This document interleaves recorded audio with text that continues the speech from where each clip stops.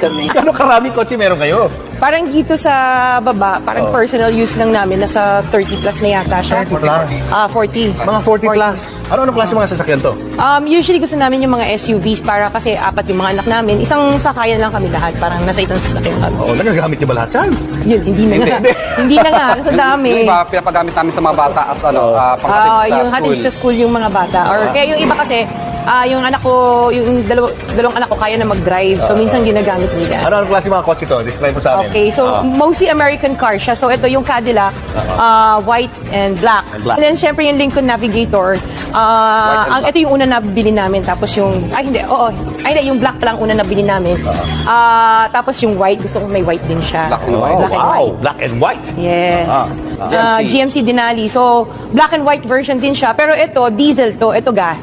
So, ito si black and white. So, Grand Wagoneer. Parang jeep. So, wala siya dito. Walang ganito sa Manila. May isa yata kumuha. Pero, nag-iisa lang itong kulay na to. Galing saan to?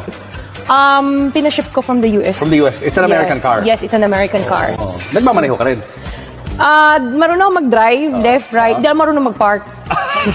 Yun. Yung Suburban, dito na yan, local ko na nabilit yan. Local na lang. Oo, si Sabi Wow, ganda. Alphard. Oo. Ganda naman ito. And mga pick up tong dalawang to. Natuwa naman kasi ako sa kanya, lalaki niya eh. So ito yung Dodge Ram. And then the Tundra na Toyota. Sobrang comfortable. Ang ganda ng suspension nito. Imported din to, no? Yes. Parang walang ganito dito, no? Pilipinas. And the color red itself, kasi bihira yung red na color nito. This is the TRD Pro. So more sports, tapos ito yung capstone, yung high-end niya. Ang sasakyan na na-purchase namin, yung X5, tsaka yung F-Pace na Jaguar. Jaguar naman to. Yes. Altera. Ano na to, hindi na nag-reproduce to. Yes. Mercedes-Benz, GLS. One of the S-Class series ng Benz. And then the Volvo XC90. Yes. Napakaswerte naman ng mga anak nyo. And this is one of the most expensive purchases na kotse noon. Nabili namin. This is the autobiography Range Rover. Range Rover. Yan. Ito bago na. The Evoque. Gusto ko sana maliit lang. Tsaka yung kulay niya kasi gusto ko red. And then, Defender. Nakita ko to sa Dubai. No? Nakita ko sa magazine. Tapos sabi ko, gusto ko ng ganito. And then we have yung LM, yung Lexus na kakambal niya si Alphard. The higher end of hawig nga, no? Yes, the higher end of the Alphard. And of course, yung LC2. Yes. And then sabi ko, gusto ko ng artista van. Yung Savannah, nagpahanap talaga ako yung artista van. Kung tawagin. So, GMC siya. Yan one of the latest purchases niyan eh. And then nung unang bili namin ng white na Cadillac, dumating tong Ford Bronco. Binalik to. So, this is one of the first editions of the Ford Bronco. Yan. Yung Benz GLE, ito yung unang namin na Mercedes-Benz. Tapos ito yung X7, nung lumabas siya, bumili kami kaagad, natuwa naman ako. Tapos we have yung Sprinter, isang artista van din siya. Talagang showbiz na showbiz. Artista ba na naman? Ito naman for long drive, yung malalayo. Sobrang komportable niya, tsaka yung loob kasi niyan, parang captain's chair yung mga nasa loob. Ito naman, the Gladiator, this is my son's car birthday gift namin sa kanya to. This is the Porsche, yes, Cayenne. We have the Maserati. Yes. This is one of talagang gamit na gamit namin to. This is the G63.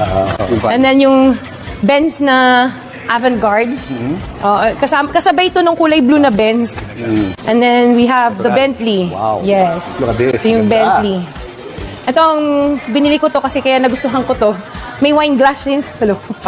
May decanter. Yes. Social. Pero hindi naman namin nagagamit. So, Mercedes-Benz Maybach. Yung SUV version ng kinuha namin. And then, of course, yung latest... Your favorite? Yes, our favorite is the Rolls-Royce. Yes, the Rolls-Royce. This is the Cullinan. Okay, so, ito, yung dumating siya, interior siya ng Hermes Orange. Wow. So, yan yung kulay ng Hermes. So, kaya mo to kinuha dahil... Kasi ito, may payong, Natutuwa ako sa payong. Paano to? sa payong. Ayan. Pero hindi ko pinagagamit yung payong na to. Hindi pwedeng gamitin. Oo, kasi mahal yung payong. Siyam pala na kumpanya ng mga diskayang nakasungkit umano ng bilyones na kontrata para sa flood control project. Sa pagsusuri ng Billionaire News Channel, aabot sa halos 31.6 billion pesos o o mahigit 6% ang flood control projects na posibleng hawak ng pamilyang Discayas. Pagdating naman sa business, anong naitutulong nito pag nakitang marami kayong mga sasakyan? Yun nga, yung sa business side, syempre your clients come here and nakita nila, pagpasok pag nagpa-park sila dito, ang dami yung gandang kotse kanina yan. Sa amin lahat yan yung luxury cars.